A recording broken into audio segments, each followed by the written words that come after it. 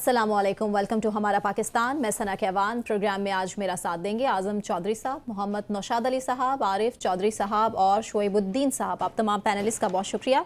नाज़रीन, पाकिस्तान में एक बार फिर से PDM की तर्ज पर हुकूमत बनने जा रही है। माजी में एक दूसरे को मनाजरे की दावत देते थे ये और मवाजने के भी चैलेंज किए जा रहे थे, लेकिन अब अचानक से ड्राइंग रूम में बैठकर ओहदों की तकसीम भी कर रहे हैं कि कौन होगा इस गरीब अवाम का अमीर वज़ीर आज़म और कौन होगा सदर।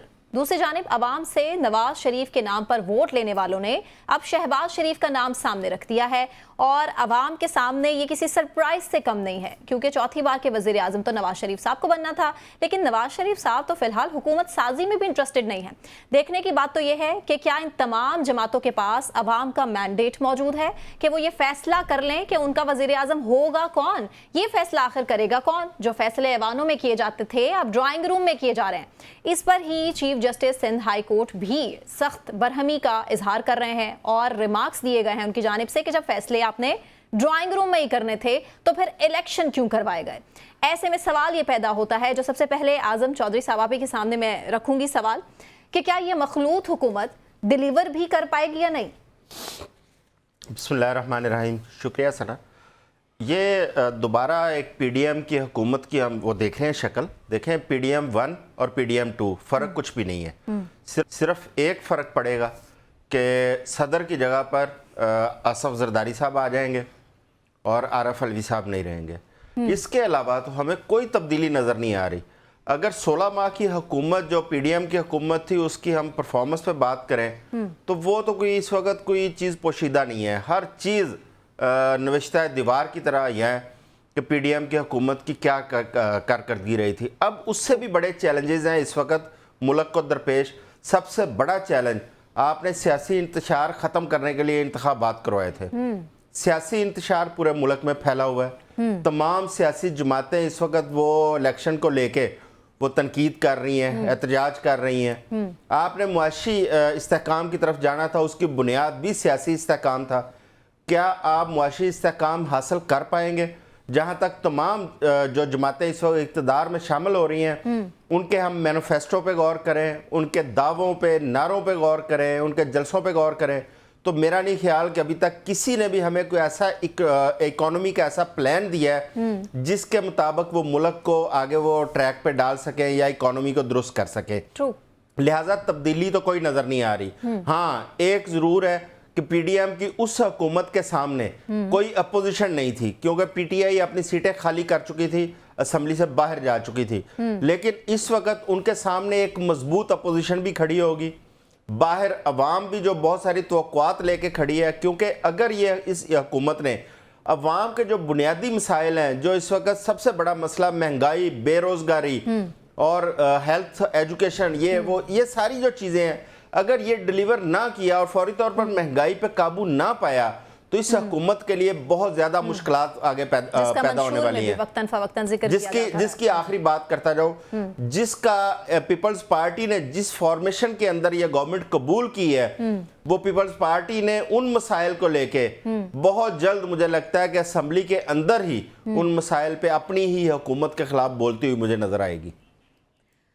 नौशाद साहब, मरियम नवाज़ कुछ देर पहले अभी मीडिया टॉक कर रही थी, कह रही हैं कि जो सेहत का शोबा है वो बहुत ज़्यादा चैलेंजेस से घिरा हुआ है, मुझे उसको ठीक करना है। तालीम की बात भी की है, इसके अलावा और भी उन्होंने बहुत सी बातें की हैं। हमने इलेक्शन से पहले भी देखा है कि मनाजरे करने के साथ साथ, बिलावल साहब तो मनाजरे की बात करते थे ना, तो शहबाज शरीफ ने कहा कि मवाजना कर लें, हमने क्या किया तो आपने क्या किया। तो ये अब उससे बात आगे निकलेगी भी, कहीं ना कहीं डिलीवर कर पाएंगे या ये आपस की कशमकश और लड़ाई झगड़ों में ही फंस कर रह जाएंगे। बिस्मिल्लाहिर्रहमानिर्रहीम। पहली बात तो ये है कि मनाजरा हो या चैलेंज हो किसी भी किस्म का, एक सियासी जमात जो है वो दूसरी सियासी जमात को चैलेंज दिया करती है, दिया भी जाना चाहिए। क्योंकि उसकी रीज़न ये है कि अगर एक सियासी जमात जो है वो दूसरी सियासी जमात को उसके अच्छे बुरे कामों पर तनकीद या तारीफ नहीं करेगी तो ये जो पार्लिमानी प्रोसेस है ये आगे नहीं बढ़ सकता। एक बात। दूसरी बात ये कि अगर आप पाकिस्तान पीपल्स पार्टी का माजी देखिए, जो अभी गुज़िश्ता चंद हुकूमतें हमने देखी हैं, उसके अंदर उन्होंने कोई ऐसा काम नहीं किया जिससे ये कहा जा सके कि जो किसी हुकूमत को डिस्टेबलाइज करने से मुतरादिफ हो। सो मुझे नहीं लगता कि पीपल्स पार्टी वो इस तरह के किसी काम में इन्वॉल्व होगी। यकीनन जो मामलात ज़ेर बहस आएंगे पार्लियामान में, जिन चीज़ों से वो इख्तलाफ रखती है, मिसाल के तौर पर सबसे बड़ा चैलेंज ये होगा कि जो नून लीग की हुकूमत बनने के बाद जो निचकारी का प्रोसेस है, आइडियोलॉजिकली पाकिस्तान पीपल्स पार्टी निचकारी को पसंद नहीं करती और वो निचकारी के खिलाफ है। ये वो एक मामला होगा जिसके अंदर इनको प्रॉब्लम आपस में आएगी, लेकिन वो प्रॉब्लम बहरहाल पार्लियामान के अंदर तय की जानी चाहिए और पार्लियामान के अंदर ही तय की जाएगी, क्योंकि ये जो दूसरा रास्ता है वो मुनासिब नहीं है। जिन हालात में हम जिसका तरफ अभी आदम चौधरी साहब ने इशारा किया है कि जो अवाम है सबसे ज्यादा प्रायोरिटी उसकी तरफ होनी चाहिए। किसी भी कोई भी कोई जमात आइडियल सिचुएशन तो यही है, लेकिन होता तो इसके बरक्स दिखाई दे रहा है नौशाद साहब। नहीं हो, इसके बरक्स कुछ भी नहीं है। अच्छा, ऐसा कुछ भी नहीं है जिसको कहा जाए कि इसके बरक्स है, क्योंकि अभी तो हुकूमत कायम भी नहीं हुई। अभी तो हुकूमतें कायम होंगी, उसको कुछ वक्त लगेगा। लगने के बाद जब वो डिलीवर करना शुरू करेंगे फिर हम ये कोई कंपैरिजन ड्रॉ कर सकते हैं या कोई हम नतीजा अखज़ कर सकते हैं। मैं स्पेकुलेटिव एनालिसिस नहीं कर सकता इस बात का कि कोई हुकूमत अभी बनी भी नहीं है तो उसका नतीजा कोई बरामद हो गया। नतीजा बरामद नहीं हुआ। हाँ, इंपॉर्टेंट बात क्या है? इंपॉर्टेंट बात यह है कि जो जिन मुआशी हालात का शिकार इस वक्त मुल्क है, उसके अंदर जो सिचुएशन हमारे सामने है कि फौरी तौर पर आपको IMF प्लान चाहिए जिसके ज़रिए आप अपनी जो पेमेंट्स आपने करनी है, जो अरबों डॉलर की तकरीबन 24 अरब डॉलर आपने पे करने हैं सालाना, और उसके लिए सबसे ज़्यादा इंपॉर्टेंट जून तक तो 10 अरब डॉलर तो जून तक चाहिए, और आपके एक्सचेकर के अंदर बमुश्किल 13 अरब डॉलर पड़े हैं। तो इसलिए ये जो चैलेंजेस हैं इनके साथ साथ अवाम को रिलीफ देना एक इंतहाई, जिसे कहते हैं ना कि अपहिल टास्क है। तो गवर्नेंस वो एरिया है कि अगर कोई भी हुकूमत जो बना रहा है अगर वो गवर्नेंस पर तवज्जो दे तो कुछ रिलीफ जिसे कहते हैं अवाम को दिया जा सकता है। बाकी रही बात के जो लेकिन नौशाद साहब उसी चैलेंज को तो एक्सेप्ट करने से भाग रही थी ये तमाम सियासी जमातें, और सादा अक्सरियत की बात करने वाली जब अवाम ने हकीकत खोलकर सामने रखी तो अब हुकूमत बनाने में मुश्किलात। आरिफ चौधरी साहब, बैसाखियों के सहारे खड़ी ये हुकूमत आपको लगता है मुआशी चैलेंजेस का मुकाबला कर सकेगी? तो मैं ये अर्ज करूंगा कि हुकूमत इसे कोई हक नहीं है हुकूमत बनाने का इस तरह। अच्छा। उसकी वजह यह है कि अब आपका मैंडेट इन्हें नहीं मिला। अवाम के मैंडेट को जिस तरह उनसे छीना गया है, यही वो मसला है जो इस हुकूमत के बनने के साथ शुरू हो गया, इससे पहले शुरू हो गया, और यही मसला जो है इसकी जान नहीं छोड़ेगा। और यही वो मसला है जिसके हल के लिए इंतखाबात करवाए गए थे। आप अगर इनकी आपस की बदर बाट देखें तो उससे आप अंदाजा करें कि जनाब इन्हें पंजाब में हुकूमत इसलिए चाहिए कि जो लोगों के साथ जो इन्होंने ब्यूरोक्रेसी वहां तैयार की है और जो पुलिस वहां तैयार की है, उससे जो इन्होंने काम लेना है और अपने मफादात की आबियारी करनी है वो करते रहें। लेकिन क्योंकि मरकज में जाएंगे तो मरकज के मसाइल ये है कि वहां आपको दुनिया के सामने जाकर आपने पाकिस्तान के लिए IMF से भी बात करनी है, आपने बाकी दुनिया को भी ये यकीन दिलाना है कि हम एक जमहूरी मुल्क हैं, हमारे ऊपर एतमाद कीजिए, हमें आप आगे चलने में मदद दीजिए। और वो दुनिया जो है हमारे मुंतखब लोगों का तमाशा देख चुकी है, वो समझ चुकी है कि पाकिस्तान के अंदर जिन्हें ये मैंडेट दिया गया है किस तरह मैंडेट दिया गया है, और पूरे पाकिस्तान के लोग भी क्या पूरी दुनिया के लोग हैं, उनके सामने ये लोग फेस नहीं कर सकते,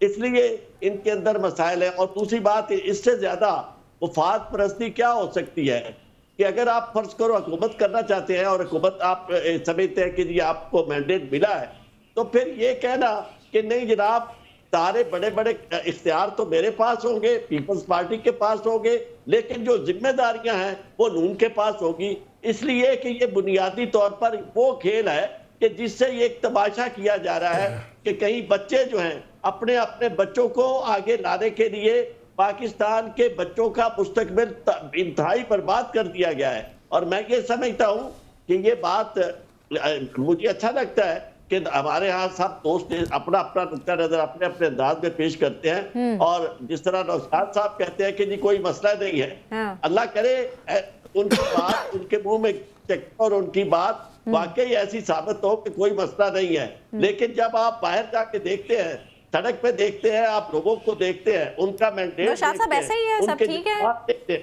नहीं आरिफ चौधरी साहब, मैं उनके जज्बात की बात करता हूं कि जब आप देखते हैं उनकी पल्स देखते हैं तो आपको महसूस होता है कि ऐसा हरगिज नहीं है। पाकिस्तान के अंदर जो आने वाले दिन हैं जहां हमें उम्मीद होनी चाहिए थी कि पाकिस्तान मुश्किलात से निकलेगा, वो उम्मीद बर नहीं आ रही। और उसके लिए मैं ये समझता हूं कि जो वो सही मानों में हुक्मरान तबके हैं जो इन्हें आगे ला के जो भी तमाशा जमहूरियत का दिखाना चाहते हैं, उन्हें खुद महसूस करना चाहिए कि पाकिस्तान के अवाम जो है वो इनके साथ नहीं है।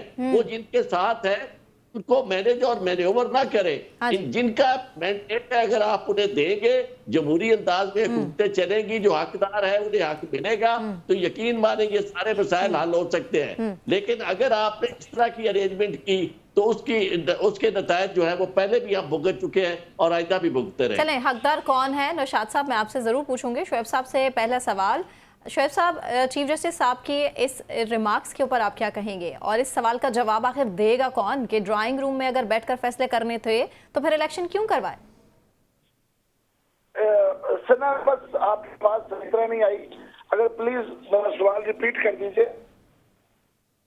शोएब साहब, अगर आप मेरी आवाज़ ठीक से सुन पा रहे हैं तो सिर्फ ये बता दीजिएगा कि chief justice Sindh high court के जो रिमार्क्स हैं जिस पर उन्होंने कहा है कि ड्राइंग रूम में बैठकर अगर फैसले होने थे तो फिर इलेक्शन कराने की क्या जरूरत थी? अगर आप आवाज़ सुन पा रहे हैं तो उस पर कमेंट कीजिएगा प्लीज। देखें, ये वो सवाल है जो तमाम सियासतदान कर रहे हैं, जो तमाम तजिया निगाह जो आपके सामने स्क्रीन बैठे हुए हैं। हाँ जी। हर टीवी स्क्रीन पे बैठा हुआ हर आदमी यही कह रहा है कि भाई ये 50-60 अरब रुपए क्यों जाया किए। हाँ। या तो इसी निगरान हुकूमत को चलते रहने देते या अपनी मर्जी का एक और लाके बिठा लेते। इस गरीब मुल्क के ऊपर एक तरफ बोझ ही बोझ है, खाने के पैसे नहीं है, गुर्बत है, लोग जलील हो रहे हैं, 2 वक्त की रोटी नहीं मिल रही, और आप इन्हें ये इलेक्शन अगर कराने थे और ऐसे फैसले करने थे, इस तरह से करने थे, तो फिर झगड़ा खत्म करते, फैसले नाफिज कर देते। ताकत आपके पास है, आपने हुक्म देना है कि ये तो कौमी असेंबली में बैठेंगे 266 अपराध, ये हमने इनके नाम पे कुरा डाला था, ये निकल आए हैं, बस खत्म, बाकी घर जाओ, चलो खेल खत्म, पैसा दो, शो खत्म हुआ, स्क्रीन बंद की, आप घर जाए। आपको मतलब है, अगर आज chief justice Sindh high court ये कह रहा है तो ये सोचने का मुकाम है कि इसका मतलब है कि अदालतों में बैठे जो जज हैं वो कह रहे हैं, कुछ तो कह रहे हैं।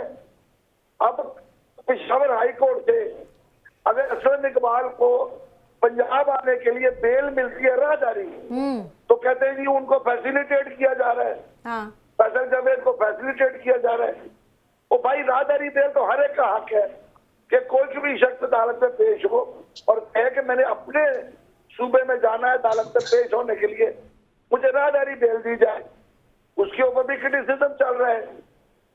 ये अब है, मैं आपको बड़ा क्लियर बताऊं, ये मेरा आपका दौर नहीं है, ये सोशल मीडिया का दौर है। अभी आप खोलें स्क्रीन के ऊपर, आपको 36 लोगों को गालियां पड़ रही होंगी और वही 36 के आगे में दुआएं चल रही होंगी। ये आपको याद रखिए, इस कौम को अब हमारी स्क्रीन से ज्यादा वो लोग जो नजर आते हैं ना, 24 घंटे लोगों के हाथ मोबाइल है और वो उसको देख रहे हैं। लोग अपने फैसले वहां से कर रहे हैं। इनको समझना चाहिए हुक्मरानों को कि आप ये रास्ता काट नहीं सकते। तो समझ रही है ना ये सियासी जमातें कि उन्होंने सोशल मीडिया को सीरियस ही नहीं लिया था, उस तरह से उस पर कैंपेन ही नहीं की थी, जिसकी वजह से ये कम्पीट नहीं कर सके किसी एक सियासी जमात के साथ। नौशाद साहब ऐसे ही है? नहीं, मैं नहीं समझता कि इस तरह की कोई बात है। पहली बात तो ये है कि आरिफ चौधरी साहब के जज्बात की मैं कदर करता हूँ। शुएब साहब को भी खिराज तहसीन पेश करता हूँ कि वो इतना जज्बाती जो है वो गुफ्तगू कर लेते हैं जिसका कोई ना हासिल है ना वसूल है। मैं हैरान होता हूँ कि कैसे बैठ के ये बंदर बांट के अल्फाज इस्तेमाल कर लिए जाते हैं। और ये जी ठीक है, चीफ जस्टिस साहब सिंध हाई कोर्ट जो समझते हैं उसका जवाब तो वही बेहतर दे सकते हैं। लेकिन मैं आपको एक बात बताऊँ कि मुझे ये समझ में नहीं आता कि क्या आप इस मुल्क के अंदर एनार्की पैदा करना चाहते हैं?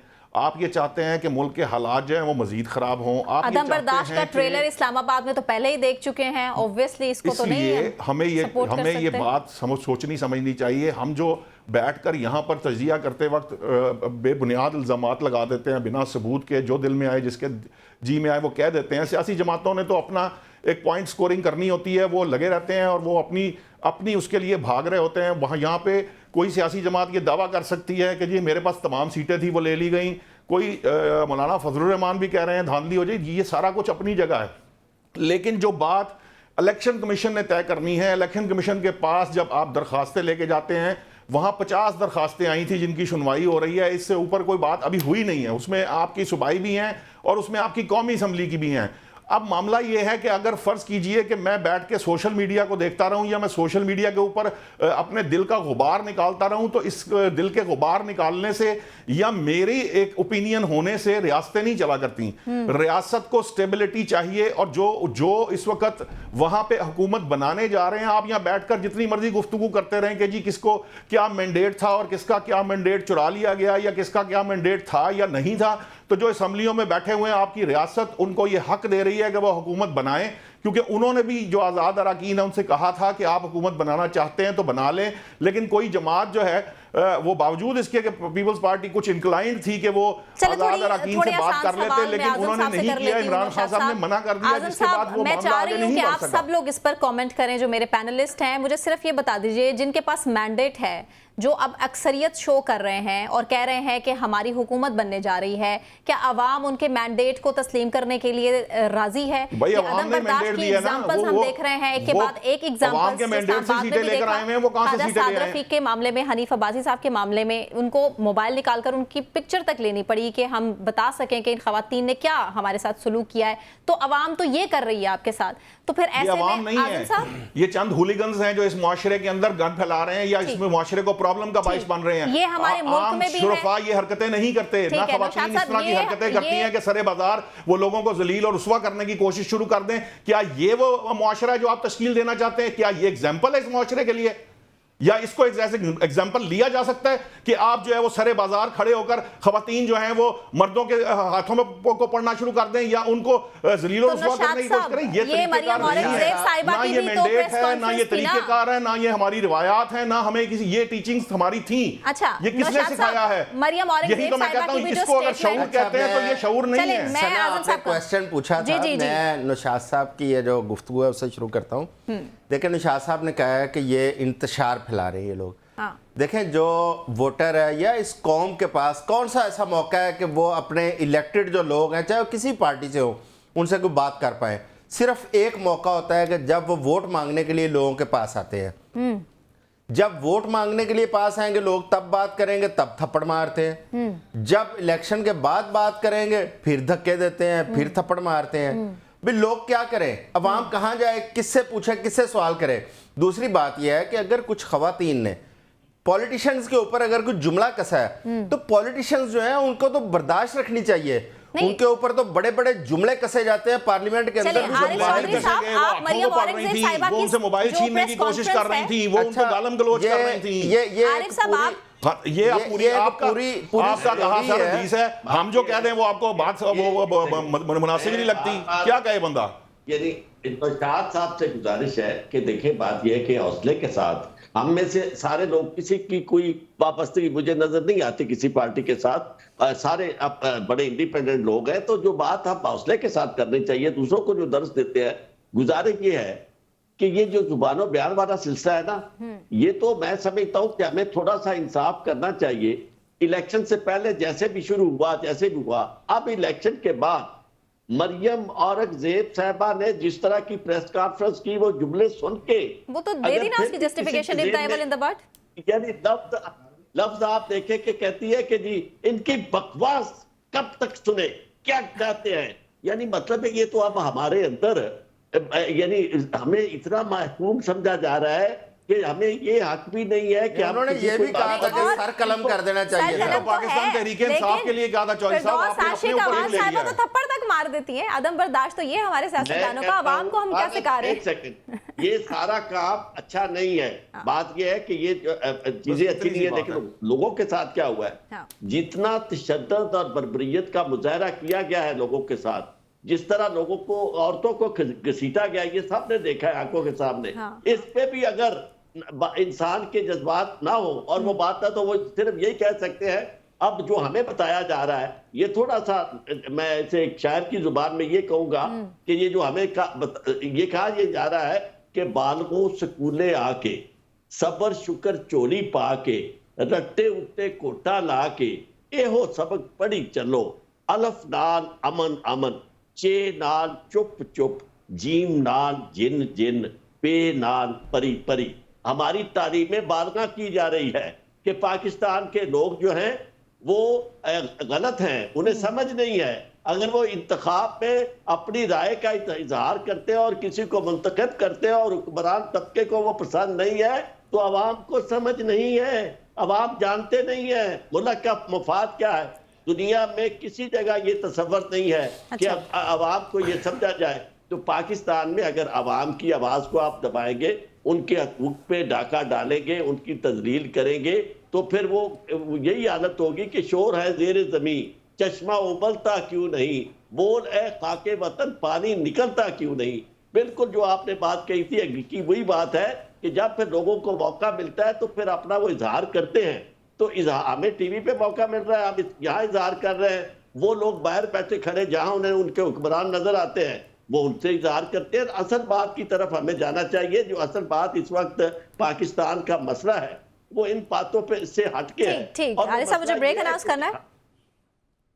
ठीक, मुझे ब्रेक करना है। ब्रेक से वापस आने के बाद तहरीक इंसाफ के जो रोपोश रहनुमा है वो मंजर आम पर आ रहे हैं, उस पर हमें बात करनी है, लेकिन एक ब्रेक के बाद हमारे साथ रहिए।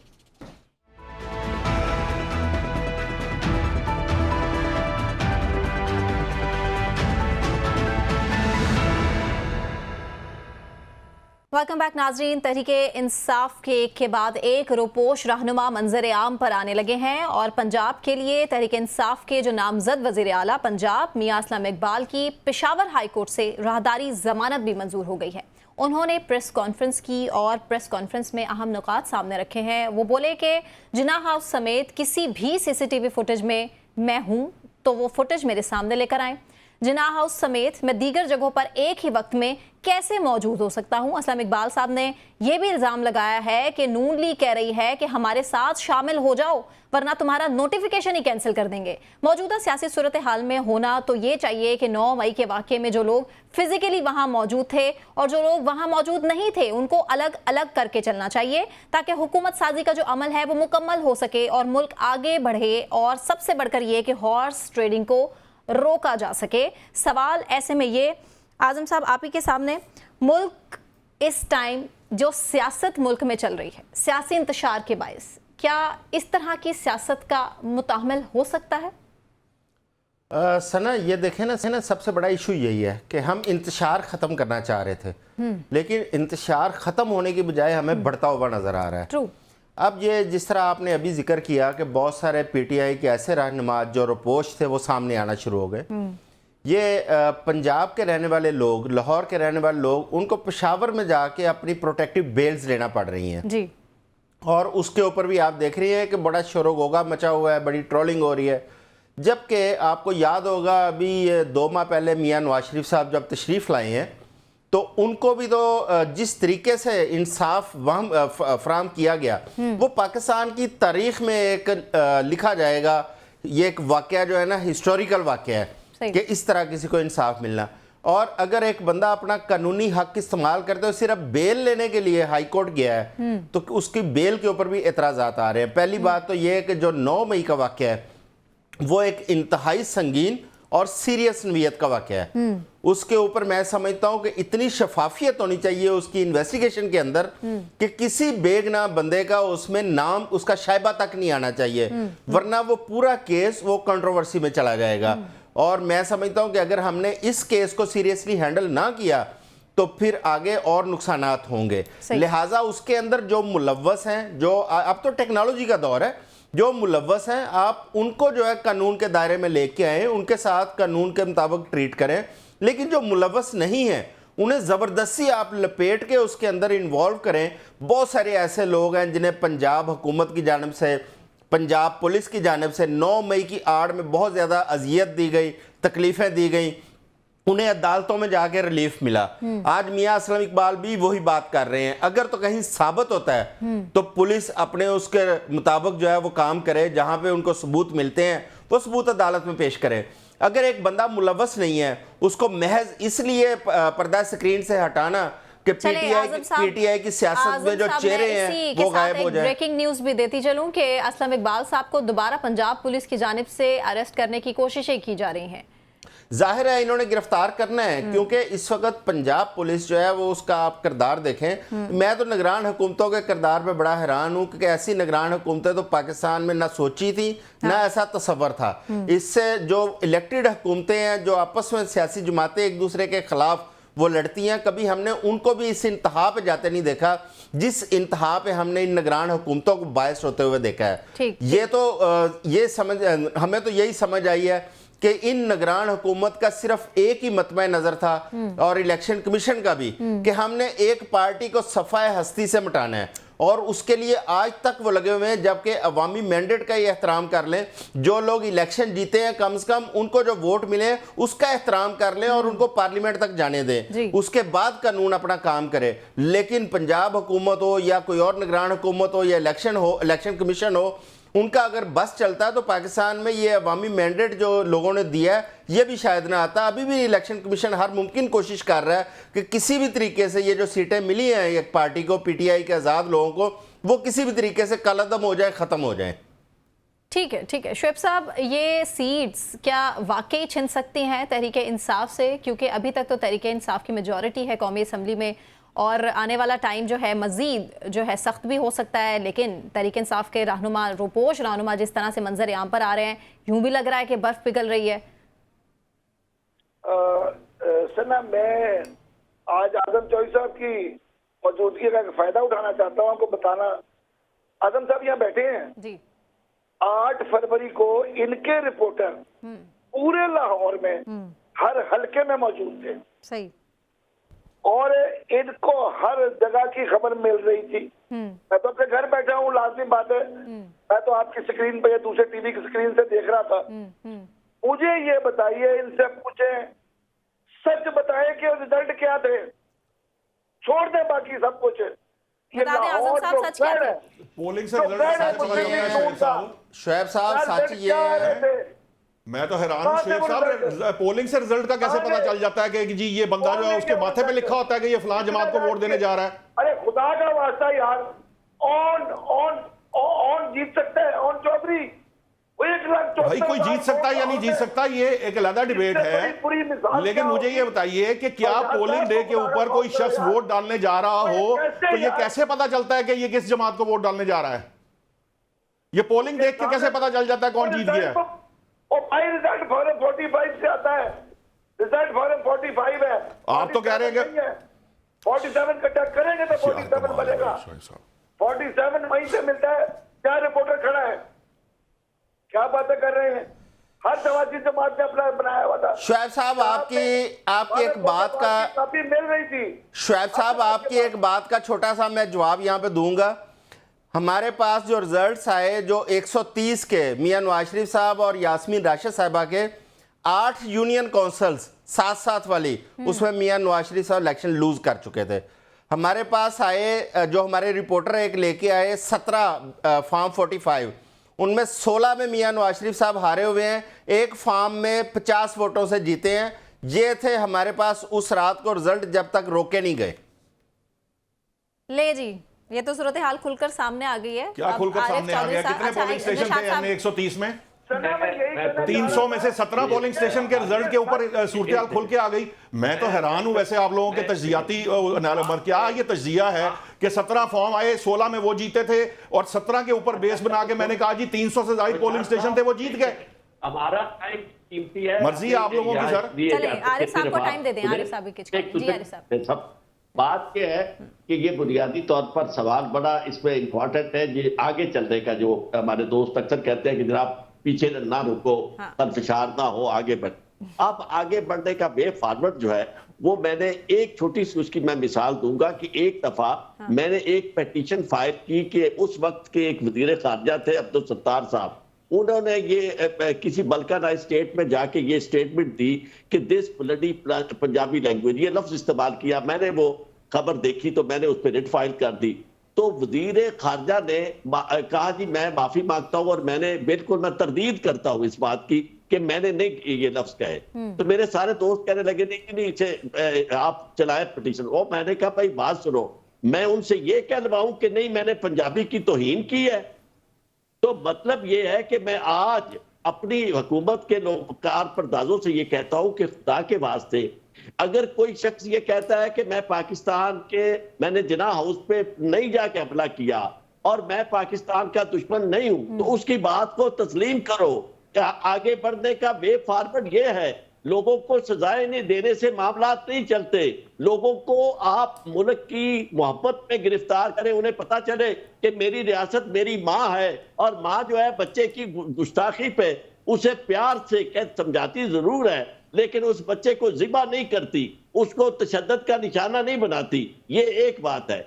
दूसरी बात मैं आपसे ये अर्ज करूं कि इंतखाबात जो भी हुए उसका तरीकेकार ये है, वे फॉरवर्ड भी ये है कि हम उस पर इस तरह ना लड़े कि जनाब इनके पास मैंडेट नहीं है, फलां के पास मैंडेट है। ये जो फॉर्म 45 और 47 वाला झगड़ा है, इसे एक लम्हे के लिए सामने रख के तय कर लिया जाए और उसके बाद आगे चला जाए, क्योंकि जब तक हम ये तनाजा नहीं खत्म करते उस वक्त तक ये लोग जिनके पास फॉर्म 45 उनके कहने के मुताबिक मौजूद है और वो जीते हुए हैं, वो नहीं छोड़ेंगे। और इस तरह के बयानात, जिस तरह के कमिश्नर का बयान है, मैं ये समझता हूं कि मुझे अच्छा नहीं लगा कमिश्नर का बयान, लेकिन इस बयान के नतीजे में पाकिस्तान के इलेक्शन के पल्ले रह क्या गया है और हमें क्या इससे हमारी इज्जत कहाँ बनी है और पाकिस्तान में जमहूरी निजाम जो है उसका इस्तेहकाम जो है वो किस तरह मुमकिन है। और जिस तरह के बयानात आ रहे हैं, इसलिए इसका वाहिद हल है कि ये जो तनाजा है उसको शार्ट आउट कर दिया जाए और उसके बाद हुकूमतें बने, 5 साल की हुकूमतें बने और चले अपना काम करें।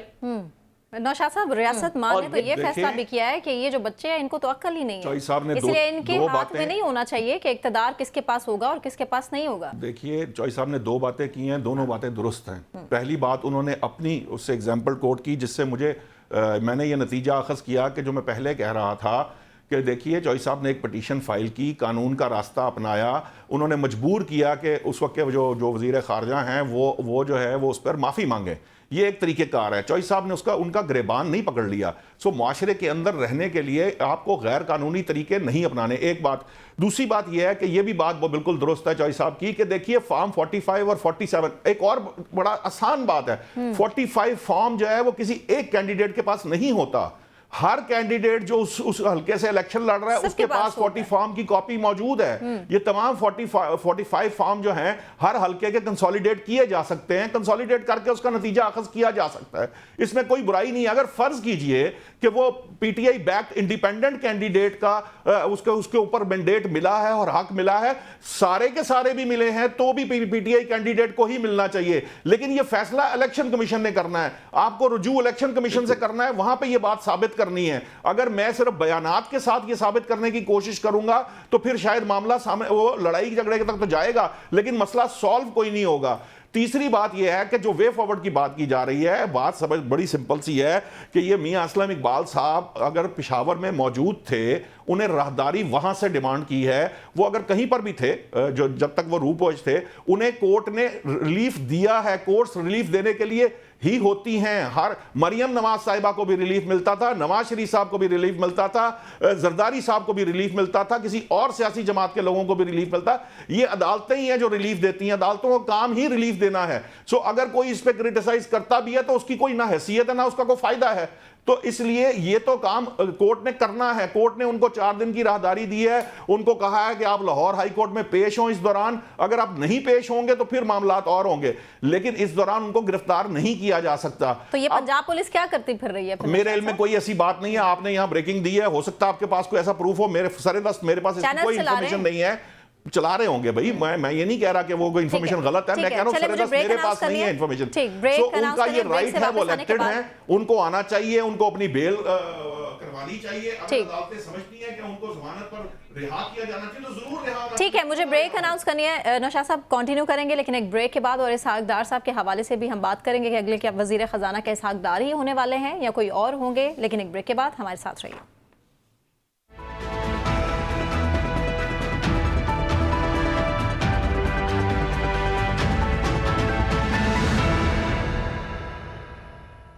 वेलकम बैक नाजरीन। एक बार फिर से इसहाक डार को ही मुल्क की मईशत का टास्क देने की बातें की जा रही हैं, लेकिन इस पर एतराज़ात उठाए जा रहे हैं पीपल्स पार्टी की जानिब से भी। पीपल्स पार्टी कह रही है कि इसहाक डार नामंजूर, जबकि नून लीग के अंदर भी ये ज़राए हमें बता रहे हैं कि नून लीग के अंदर भी इस पर इख्तलाफ पाया जा रहा है, जिस पर खामोशी जो है रखी हुई है शहबाज शरीफ साहब ने भी कि इसहाक डार को अगले वज़ीर ख़जाना का जो कलमदान है वो नहीं देना चाहिए। लेकिन मियाँ मोहम्मद नवाज शरीफ साहब बज़िद हैं कि इसहाक डार ही अगले वज़ीर ख़जाना होंगे। इसमें हकीकत क्या है और कितनी सदाकत, पैनलिस्ट से पूछेंगे।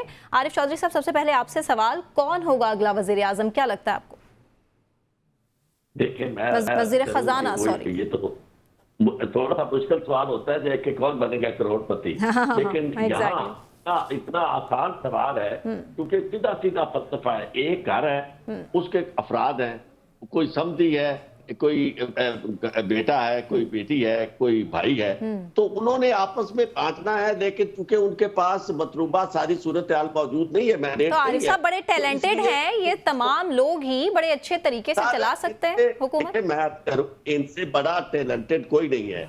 उसकी वजह जो पाकिस्तान के साथ इसहाक डार ने जितना टैलेंट का मुजाहरा किया और जिस तरह पाकिस्तान को ट्रीट किया, नहीं क्या किया इसहाक डार साहब ने, क्या किया पाकिस्तान का बेटा गलत इसहाक डार साहब ने किया। और यही चाहिए क्योंकि जो बड़े लोग हैं, जो ताकतवर हैं, उन्हें जो चीज चाहिए वो सबसे ज्यादा जो है वो फाइनेंस मिनिस्ट्री होती है। आपको याद होगा कि यही वजह थी कि उस वक्त लियाकत अली खान साहब ने फाइनेंस मिनिस्ट्री जो थी वो ली थी, और यानी फाइनेंस मिनिस्ट्री उन्होंने हिंदुओं ने ली थी, और इनके पास इंटीरियर मिनिस्ट्री आई थी।